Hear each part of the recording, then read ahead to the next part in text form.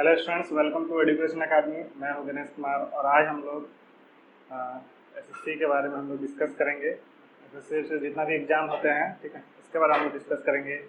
अभी SSC CGL, SSC CHSL और जितने भी एग्ज़ाम्स है उसके बारे में हम लोग डिस्कस करेंगे। ओके, आज का जो हम लोग का प्रोग्राम है वो क्या है? Education awareness program, that is education जागरूकता कार्यक्रम। ठीक है, मतलब अभी बताएं कि बहुत सारे एग्ज़ाम्स के बारे में हम लोग को पता नहीं रहता है, उसके चलते हम लोग अच्छे से तैयारी भी नहीं कर पाते हैं। सिर्फ नाम सुनते हैं और तैयारी करना स्टार्ट कर देते हैं, लेकिन उसमें क्या होता है कि कैसे तैयारी करना है वो पता नहीं चल पाने की वजह से बहुत सारे बच्चे एग्ज़ाम निकाल नहीं पाते हैं। तो आज हम लोग एक ऐसा प्रोग्राम के बारे में बात कर रहे हैं जो जनरल कॉम्पिटिशन्स को बोला जाता है ना, और जनरली सब लोग 10 के बाद इसका तैयारी करने की कोशिश करते हैं। ठीक है, इसमें जो है इसको एपिसोड 1 नाम दिया है। इस तरह हम लोग हर सप्ताह या हर है ना सेकंड वीक में हर संडे को कोशिश करेंगे एक इस तरह का एपिसोड लाने का। ठीक है, ओके। तो सबसे पहले हम लोग बात कर रहे हैं, आज जो हम लोग बात करेंगे इट्स ऑल अबाउट एसएससी। ठीक है, एसएससी के बारे में हम लोग पूरा डिटेल से एनालिसिस करेंगे आज। ठीक है, एसएससी का फुल फॉर्म क्या होता है? Staff selection commission. ठीक है, इसका हिंदी होता है कर्मचारी चयन आयोग। ठीक है, हिंदी में अजीब सा लगेगा। ठीक है, तो इसका फुल फॉर्म बेसिकली एसएससी है क्या? एसएससी क्या है पता है क्या किसी को? एसएससी एक ऑर्गेनाइजेशन है, संगठन है, ऐसा बोल सकते हो। ठीक है, जिसमें क्या होता है, जैसे तुम लोग नाम सुने होगा यूपीएससी का, है ना। यूपीएससी भी क्या है? एक ऑर्गेनाइजेशन है, संगठन है, जिसके अंतर्गत बहुत सारा एग्ज़ाम होता है, बहुत सारा एग्ज़ाम कंडक्ट कराया जाता है। उसी तरीके से एसएससी भी जो है एक ऑर्गेनाइजेशन है, उसी के बेसिस पे उसी के अंदर बहुत सारा एग्ज़ाम्स को कराया जाता है। ठीक है, और एसएससी को जो है मतलब यूपीएससी के बाद यदि कोई सबसे अच्छा एग्ज़ाम है तो वो क्या है? एसएससी। और एसएससी को जो है मिनी यूपीएससी कहा जाता है। मिनी मतलब छोटा, है ना, छोटा यूपीएससी भी कहा जाता है। मतलब बहुत सारे बच्चे यूपीएससी क्रैक नहीं कर पाते हैं तो एसएससी भी कर लेते हैं, तो बहुत ही अच्छा है। ये भी एक गवर्नमेंट एग्ज़ाम होता है इसके अंदर। ठीक है, मतलब इसके अंदर जितना भी एग्ज़ाम होते हैं सब गवर्नमेंट होते हैं। ठीक है, गवर्नमेंट पोस्ट पे जॉब मिलेगा। ठीक है, तो एसएससी का फुल फॉर्म समझ लिए। इसमें क्या क्या एग्ज़ाम है वो हम लोग देख लेते हैं। ठीक है, list of examinations conducted by SSC. ठीक है, तो पहला जो एग्ज़ाम है वो होता है एसएससी सीजीएल। सीजीएल का फुल फॉर्म क्या है? Combined graduate level. ठीक है, दूसरा होता है एसएससी सीएचएसएल। ठीक है, सीएचएसएल में क्या होता है full form? Combined higher secondary level. ठीक है, एसएससी एमटीएस। एमटीएस में क्या होता है? Multi tasking staff. ठीक है, एसएससी जेई, है ना, जेई। एसएससी का फुल फॉर्म सबको पता है ना, वो तो हम लोग शुरू में देख लिए, बाकी ये सब का खाली देख रहे हैं हम फुल फॉर्म। ठीक है, जेई मीन्स जूनियर इंजीनियर। ठीक है, एसएससी स्टेनोग्राफर, है ना, ये पूरा नाम है। फिर एसएससी सीपीओ, है ना, सीपीओ में क्या आता है? Central police organisation. ठीक, सबसे पहले हम बात करते हैं एसएससी सीजीएल का। ठीक है, सीजीएल का फुल फॉर्म अभी जानते हैं क्या होता है? Combined graduate level. नाम से पता चल रहा है ये ग्रेजुएट लेवल है, मतलब कि जो ग्रेजुएशन कर चुके हैं, ठीक है, या ग्रेजुएशन कर मतलब लास्ट ईयर में है, वो इस एग्ज़ाम को अप्लाई कर सकते हैं। ठीक है, समझ में आ रहा है? ये ग्रेजुएशन है ना, जैसे कि बीएससी कोई कर रहा है, बीए कर रहा है, कोई भी, है ना, मतलब जरूरी नहीं साइंस आर्ट्स किसी से भी कर रहे हैं, सिर्फ ग्रेजुएशन कंप्लीट है या फिर अपियरिंग में है तो वो इस एग्ज़ाम को, है ना, भर सकते हैं। ठीक है, तो सबसे पहले बात करते हैं स्कीम ऑफ एग्जामिनेशन। ठीक है, मतलब ये जो एग्ज़ाम होगा उसमें क्या क्या स्कीम है, किस तरह से एग्ज़ाम होता है। ठीक है, तो ये बेसिकली चार टायर में होता है, टीयर में होता है। टीयर 1, टीयर 2, टीयर 3, टीयर 4, है ना, 4 टीयर में एग्ज़ाम होता है, मतलब 4 स्टेप में होता है, ऐसा समझ सकते हो। ठीक है, पहला स्टेप में क्या होता है? कंप्यूटर बेस्ड एग्जामिनेशन, मतलब टीयर 1 और टीयर 2 दोनों ही जो है कंप्यूटर बेस्ड होता है। मतलब आजकल जितना भी एग्जाम है सब ऑनलाइन होने लगा। ठीक है, पहले ऑफलाइन होता था, अब क्या हो रहा है? ऑनलाइन होने लगा। ठीक है, तो कंप्यूटर बेस्ड जितना भी एग्जामिनेशन होते हैं सबका सब क्या होता है? ऑब्जेक्टिव टाइप का होता है। ठीक है, ऑब्जेक्टिव समझ में आता है ना? 4 ऑप्शन दिया रहेगा, 4 या 5, उसमें से एक ऑप्शन को चूज करना रहेगा। ठीक है, तो उसको ऑब्जेक्टिव टाइप बोलते हैं। तो टीयर 1 और टीयर 2 दोनों ही जो है ऑब्जेक्टिव टाइप का होता है। और टीयर 3 जो है वो क्या होता है? पेन एंड पेपर मोड, मतलब इसको लिखा हुआ है क्या? डिस्क्रिप्टिव पेपर, मतलब इसको जो है डिस्क्राइब करने वाला रहता है, मतलब लिखने वाला रहता है। ठीक है, इसलिए समझना जरूरी है कि इस एग्ज़ाम को क्रैक करने के लिए क्या क्या पूछता है, किस तरीके से पूछता है, पता रहेगा तभी तो हम लोग एग्ज़ाम को निकाल सकते हैं। ठीक है, तो इसके बारे में हम लोग डिटेल से अभी देखेंगे, खाली अभी हम लोग देख ले रहे हैं। टीयर 4 में क्या होता है, computer proficiency test, skill test और डॉक्यूमेंट वेरिफिकेशन। ठीक है, मतलब टीयर 1, टीयर 2, टीयर 3 ये जो है वो तीनों देना ही पड़ेगा, है ना। मतलब एग्ज़ाम देने के बाद ही रिजल्ट आता है, और रिजल्ट जो है वो तीनों के बेसिस पे आता है। मतलब ऐसा नहीं कि टीयर 1 निकालोगे तब टीयर 2 में जाओगे और उसके बाद टीयर 3 में जाओगे, ऐसा नहीं है। मतलब मिनिमम मार्क्स लाना पड़ेगा, जैसे पासिंग मार्क्स होता है ना कि 33 मार्क्स लाना पड़ेगा, है ना। उसी तरीके से इन लोग भी अपना डिसाइड करता है कि इसमें 33 मार्क्स या जितना भी मार्क्स लाना है उसको लाना पड़ेगा। उसके बाद जो है दूसरा वाला भी एग्ज़ाम होगा, उसमें भी मिनिमम मार्क्स जितना है उतना लाना पड़ेगा। ठीक है, लेकिन टोटल जो मार्क्स है वो टोटल जोड़ने के बाद रिजल्ट आता है। लास्ट में जो रिजल्ट आएगा वो सबका मार्क्स जुड़ेगा, पहला का भी, दूसरा का भी, तीसरा का भी। ठीक है, और चौथा वाला जो है वो चौथा वाला में मार्क्स नहीं जुड़ता है, वो सिर्फ मतलब सिर्फ उसमें पास करना रहता है। ये चौथा वाला सबके लिए नहीं होता है, कुछ कुछ पोस्ट के लिए होता है, मतलब बहुत सारा पोस्ट होता है ना। तो हम लोग देखेंगे अभी डिटेल से, टेंशन मत लो। ठीक है, तो सबसे पहले बात करते हैं टीयर 1 टीयर 2 होता क्या है ना। ठीक, सबसे पहले इसमें कौन कौन सा पोस्ट होता है वो हम लोग देख लेते हैं ना। ग्रुप बी और ग्रुप सी का होता है। ठीक है, नाम सुने हो, group B, group C, group D, है कि नहीं, ग्रुप ए। ठीक है, तो ग्रुप ए और बी जो है वो यूपीएससी से के थ्रू एडमिशन होता है। ठीक है, मतलब जॉब होता है, और एसएससी के थ्रू ग्रुप बी और ग्रुप सी में होता है, और रेलवे के थ्रू क्या होता है, ग्रुप डी में होता है। ठीक है, रेलवे में भी कुछ कुछ ग्रुप सी में होता था, लेकिन अब एसएससी के थ्रू से ही अब होता है टोटल। ठीक है ना। तो group A B C D में क्या अंतर है, ए मतलब सबसे अच्छा लेवल, है ना, जॉब, बी मतलब थोड़ा सा उससे नीचे, सी मतलब और थोड़ा सा नीचे, डी मतलब सबसे नीचे वाला पोस्ट। ठीक है, तो एसएससी के थ्रू से बी और सी, एसएससी सीजीएल में, है ना, बी और सी ग्रुप में, मतलब जितना भी एसएससी एग्जाम होता है बी या फिर सी ग्रुप में ही एडमिशन, मतलब जॉब होता है। ठीक है, तो सबसे पहले इसमें क्या क्या इसमें जो है पोस्ट है, जैसे कि असिस्टेंट हो गया, inspector of income tax, inspector, है ना, central excise inspector, sub inspector in CBI, inspector of post, assistant enforcement of officer, divisional accountants, बहुत सारा इस तरह का है। मतलब बेसिकली सीबीआई और, है ना, टैक्स वैक्स जहाँ होता है वो सब में ये सब का जॉब मिलता है। ठीक है, और एक तरह से सबको इंस्पेक्टर बोला जाता है। मतलब ये जॉब निकालोगे तो एक तरह से इंस्पेक्टर मतलब क्या है, जो भी जांच पड़ताल करे उसको इंस्पेक्टर बोलते हैं। जरूरी नहीं पुलिस वाला लोग ही इंस्पेक्टर रहेगा, ऐसा जरूरी नहीं है ना। कोई ऑर्गेनाइजेशन के बारे में जांच पड़ताल करे, कहाँ सही काम हो रहा है, कहाँ नहीं हो रहा है, उसके बारे में जांच पड़ताल करेगा, उसको भी हम लोग इंस्पेक्टर बोलते हैं। ठीक है, ओके, चलो, तो इस तरह बहुत सारा पोस्ट है। अभी तो समझ में नहीं आएगा एक चीज़, लेकिन जब धीरे धीरे इसके बारे में जानोगे और डिटेल से तो और अच्छे से पता चलेगा। ठीक है, तो इसमें जो है देखो यहाँ पे लिखा भी है पोस्ट का नाम असिस्टेंट ऑडिट ऑफिसर, है ना।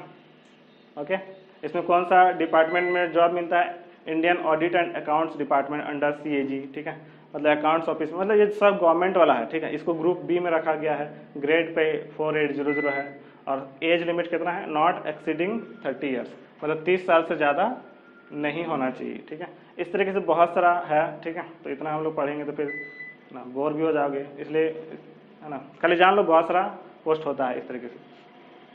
किसी को ग्रुप बी में रखा जाता है, किसी को ग्रुप सी में, जिस लेवल का है एग्जाम उस तरीके से रखा जाता है। ठीक है, okay,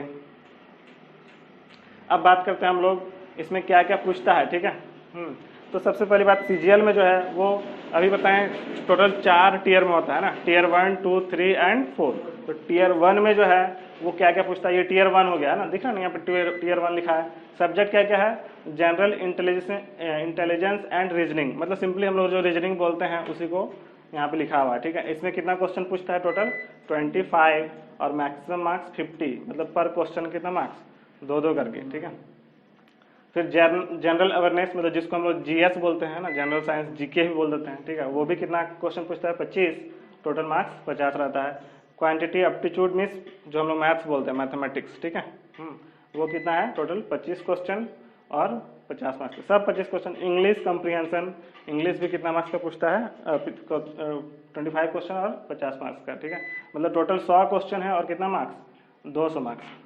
total number of question कितना है यहाँ पे, 100, और टोटल टाइम कितना है देखो, 60 मिनट, मतलब 60 मिनट में 100 क्वेश्चन बनाना रहेगा। मतलब एक क्वेश्चन में कितना मिनट, लगभग आधा मिनट, है कि नहीं। 100 है ना, 120 क्वेश्चन रहता है और 60 मिनट रहता है तो आधा मिनट करके हो जाता है कि नहीं। लेकिन 100 क्वेश्चन है तो लगभग लगभग हम लोग आधा मिनट बोल सकते हैं कि आधा मिनट में एक क्वेश्चन बनवा रहा था। मतलब स्पीड भी चाहिए होता है, ठीक है, मतलब नॉलेज के साथ साथ स्पीड भी चाहिए होगा, तभी हम लोग 1 घंटे में 100 क्वेश्चन बनाना होगा, ठीक है। ओके, तो ये हो गया टीयर 1 के लिए, ठीक है। इसमें भी 100 में जितना मार्क्स लाओगे, ठीक है, वो भी मार्क्स जुड़ेगा फाइनल रिजल्ट में, फाइनल सिलेक्शन में, ठीक है। तो ये था टीयर 1 का बारी। टीयर 2 में क्या होता है, इसमें भी वैसे होता है, पेपर 1, पेपर 2, पेपर 3, पेपर 4, ठीक है।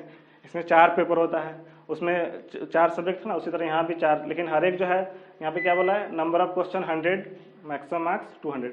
हर एक जो है एक 100 क्वेश्चन होता है, इसमें 200 मार्क्स होता है। और क्या लिखा है, 120 मिनट्स फॉर ईच पेपर, मतलब हर एक पेपर पे 120 मिनट, मतलब 2 घंटा। ये भी 2 घंटा का होगा, ये भी 2 घंटा का।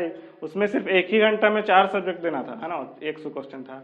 इसमें क्या है, हर एक का इसमें टाइम मिल जाएगा, एक तरह से बोल सकते हो। टाइम के साथ साथ थोड़ा सा क्वेश्चन का लेवल भी बढ़ जाता है इसमें, ठीक है, मतलब क्वेश्चन थोड़ा सा उसके रिस्पेक्ट में थोड़ा सा हार्ड रहेगा, ठीक है। लेकिन वही सब पूछेगा, क्वांटिटी एबिलिटीज मीन्स मैथ्स, ठीक है, इंग्लिश, और ये स्टेटिस्टिक्स और जनरल स्टडी, मतलब ये जो है पेपर 3 और पेपर 4 इसमें नहीं पूछता है।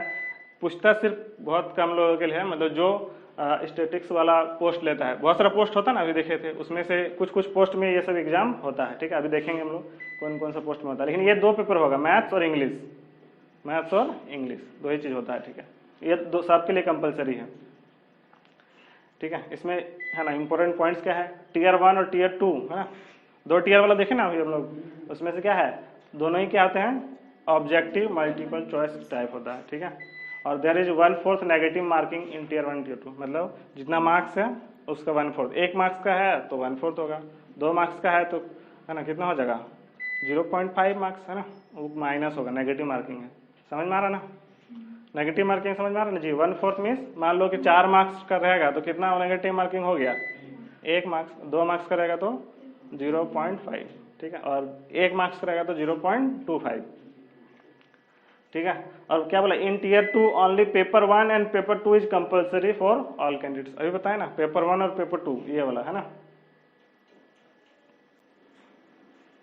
पेपर 1 और पेपर 2 ये कंपलसरी होता है सबके लिए, ठीक है। पेपर 3 पेपर 4 कंपलसरी नहीं होता है। कंपलसरी मतलब ये सब जरूरी है ना, और 3 4 जो है वो किसके लिए जरूरी है, वो लिखा भी होगा यहाँ पर। Paper 3 is for the post of junior statistical officer who are short listed in tier 1, ठीक है। मतलब जूनियर स्टेटिस्टिकल ऑफिसर यदि कोई पोस्ट भरना चाहता है उसके लिए पेपर 3 एग्जाम भी देना पड़ेगा, क्योंकि पेपर 3 में क्या था, स्टेटिस्टिक्स था ना, ठीक है, तो इसलिए उसमें वो वाला एग्जाम भी देना पड़ता है, ठीक है। और पेपर 4 जो है क्या है, असिस्टेंट ऑडिट ऑफिसर के लिए होता है, ठीक है। ये यहाँ पे ये इकोनॉमिक्स वाला फाइनेंस वाला पूछता है ना, मतलब इसलिए असिस्टेंट ऑडिट ऑफिसर के लिए होता है। मतलब पेपर 1 और 2 ही देना रहता है जनरल के लिए, ठीक है। चलो आगे चलते हैं। अब बात करते हैं हम लोग टीयर 3। टोटल 4 टीयर में था भैया, ठीक है, 1 2 में एग्जाम होता है। टीयर 3 में क्या होता है, मोड ऑफ एग्जामिनेशन क्या है, पेन एंड पेपर मोड। वो सब कैसा था, ऑनलाइन, है ना, ऑनलाइन कंप्यूटर बेस्ड। ऑब्जेक्टिव था, खाली माउस से क्लिक करना रहता है। इसमें क्या है, pen and paper based means इसको जो है क्या करना पड़ेगा, लिखना पड़ेगा, डिस्क्रिप्टिव टाइप का रहता है। और इसमें क्या क्या लिखना पड़ता है, writing of essay, precis, letter, application. हम लोग 9 10 क्लास में लेटर वेटर लिखते हैं ना, लेटर हो गया, पैराग्राफ लिखते हैं, ठीक है, ऐसे लिखते हैं, तो है ना उसी टाइप से यहाँ पर भी लिखना रहता है, ठीक है। मतलब बिल्कुल वैसे ही रहता है, 9 10 11 12 में जो रहता है बिल्कुल वैसे ही रहता है, ठीक है। लेकिन 100 मार्क्स का रहेगा और 1 घंटा टाइम रहेगा, ठीक है, उसी में लिखना रहेगा, ठीक है। तो ये टीयर 3 है। और ये टीयर 3 में ही है, इंग्लिश खाली पूछेगा, इंग्लिश या फिर हिंदी, जिसको जिसमें इंटरेस्ट है। मान लो कोई हिंदी लिखना चाहता है, हिंदी में ऐसे वैसे लिखना चाहता है तो वो हिंदी भी लिख सकता है। किसी को इंग्लिश में ज़्यादा, जो इंग्लिश अच्छे से जानता है वो इंग्लिश में लिख सकता है, ठीक है। कितना मार्क्स का रहेगा टोटल, 100 मार्क्स और 1 घंटा टाइम होता है। तो ये टीयर 3 हो गया, मतलब है ना 3 प्रोसेस में। पहले टीयर 1 निकालोगे एग्जाम तो मतलब 1 साल लगभग लग जाता है एग्जामे में, है ना, टीयर 1 टीयर 2 टीयर 3। उसके बाद टीयर 3 निकालने के बाद जो है ना टीयर 4 आता है। और टीयर 4 में जो है ना बताएं उसमें क्या होता है, स्किल टेस्ट, वो हम लोग बाद में बात करेंगे। अच्छा, इसमें बात कर लेते हैं एलिजिबिलिटी, है ना, कौन कौन दे सकता है, ठीक है। तो क्वालिफिकेशन पहले बात करते हैं, कौन कौन एग्जाम दे सकता है। एनी ग्रेजुएट कैन अप्लाई, जो ग्रेजुएशन कर चुके हैं। हम लोग नाम में दिख रहा है यहाँ कंबाइंड ग्रेजुएट लेवल, है ना, इसका मतलब ग्रेजुएशन वाला ही ये अप्लाई कर सकता है। तो ये हम लोग कितने लोग यहाँ पे ग्रेजुएशन है?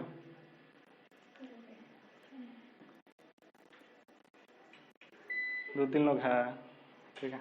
चलो ठीक है, तो बाकी लोग सुनो, है ना। जब तुम लोग ग्रेजुएशन पहुँचोगे तब सोचना, या अभी से ही तैयारी कर सकते हो। उसमें क्या है, एज है ना, मिनिमम कितना है 18 ईयर्स और मैक्सिमम कितना है 32 ईयर्स। अलग अलग पोस्ट पे है ना, अलग अलग होता है, ठीक है। मतलब किसी का 30 ईयर्स तक ही रहता है ना, इसलिए ध्यान रखना है। वहाँ लिखे हैं vary according to post, post के अकॉर्डिंग वेरी करता है, चेंज हो जाता है, मतलब अलग अलग होता है। एज रिलैक्सेशन है ना, मैक्सिमम एज रिलैक्सेशन में मतलब किसी का 32 ईयर्स से ज़्यादा हो गया है तो यदि वो SC/ST में है तो 5 साल तक ज़्यादा होने तक चलेगा, समझ में आ रहा है।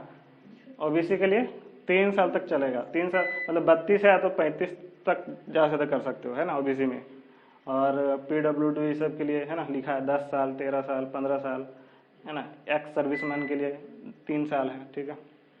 तो ये सब एज रिलैक्सेशन है, मतलब अपर एज लिमिट में है ऐसा, है ना। मतलब 32 ज़्यादा तक, ऐसा नहीं कि 18 से कम 3 साल 15 साल में भी दे सकते हैं क्या, ऐसा नहीं होगा, ठीक है। 18 मिनिमम तो रहेगा ही, मैक्सिमम जो है वो 32 से इतना ज़्यादा कर सकते हो, ठीक है।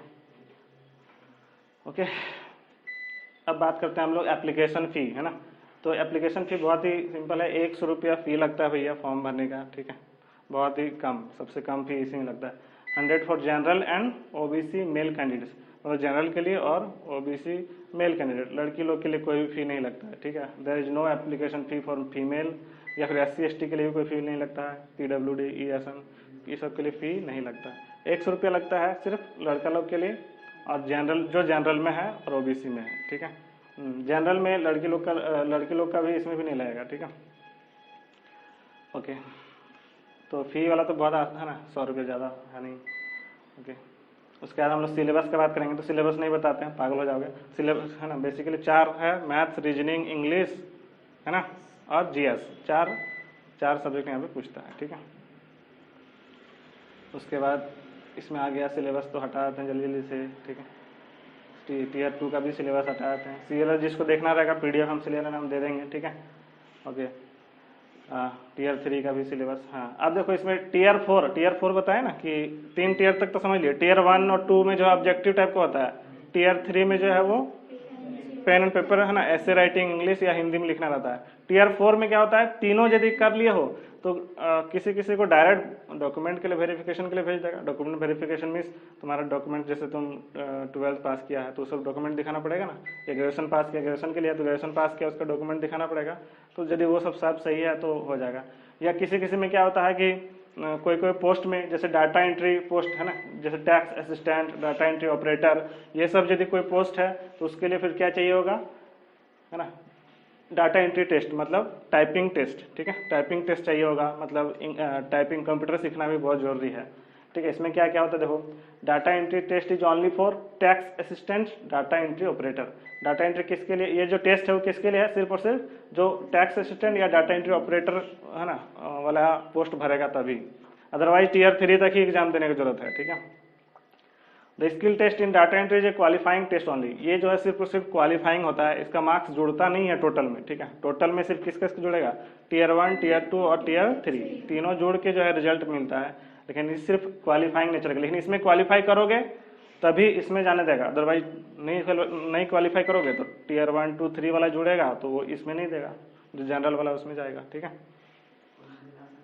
हाँ बिल्कुल, ठीक है। तो इसमें क्या है, देखो डाटा एंट्री यहाँ पे क्या बोला है कि 8,000 की डिप्रेशंस, ठीक है, अप्रॉक्स 8,000 की डिप्रेशंस, मतलब 1 घंटा में है ना कीबोर्ड में 8,000 बार कीबोर्ड दब जाना चाहिए, है ना। 8,000 बार लेटर, है ना, यानी 1 घंटा में, लेकिन 15 मिनट का ही टाइम देता है, ठीक है। 15 मिनट ही करना है, तो 15 मिनट में कितना दबना चाहिए दब, 1 घंटे में 8,000 होना चाहिए, मतलब उसके हिसाब से दिया है तो 2,000 हो जाएगा 15, तो 15 मिनट में 2,000 की दब जाना चाहिए, यानी ऐसा बोल सकते हो लगभग 25 वर्ड पर मिनट होना चाहिए, ठीक है। 25 वर्ड पर मिनट, मतलब 25 वर्ड 1 मिनट में लगभग टाइप करना पड़ेगा, ठीक है। तुम लोग कुछ लोग सीखते होगे, है ना, तो 15 या 13 तक जाते हो, है कि नहीं। उसको स्पीड करके कितना जाना पड़ेगा, 25, ठीक है, अप्रॉक्स, तभी जो है इसमें होगा। तो बहुत आसान है ना, प्रैक्टिस कर लोगे थोड़ा सा। हम लोग कंप्यूटर फैसिलिटी भी देते हैं यहाँ पे, है ना, जिसको कंप्यूटर सीखना है, सीख सकते हो, टाइपिंग वाला, ठीक है, इसमें है ना। और यदि डाटा एंट्री वाला जाओगे तो ऑफकोर्स ये यदि टियर 4 ले रहा है तो ऑफकोर्स इसमें पैसा भी क्या होगा, थोड़ा ज़्यादा ही होगा तब तो, है ना। ओके, ठीक है। इसमें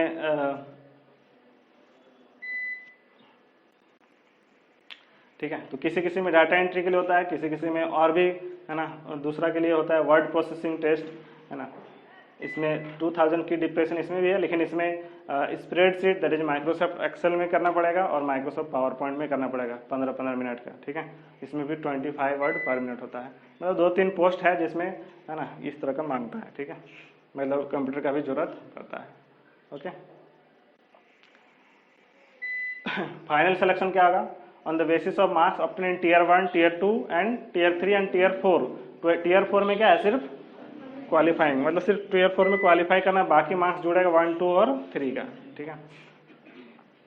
ओके, और सैलरी सबसे इम्पोर्टेंट चीज़ है ना, कितना पैसा मिलेगा तो लगभग 35,000 से 65,000 तक, है ना, पैसा मिलता है, ठीक है। मतलब डिपेंड करता है किस पे, पोस्ट पे, कैसा पोस्ट लेना चाह रहे हो, और बहुत सारा फैक्टर्स पे डिपेंड करता है, ठीक है। जैसे कि जिस पोस्ट पे है या ग्रेड पे, बहुत सारा पे होता है उसके बेस पे। जैसे कि DA हुए अलाउंस भी देता है, मतलब जैसे होता है ना गवर्नमेंट में, पेट्रोल खर्चा अलग, है ना, मोबाइल खरीदने का हर साल अलग, है ना, घर और खरीदने का अलग, तो उसके हिसाब से, है ना, जो है सैलरी वेरी करता है, ठीक है।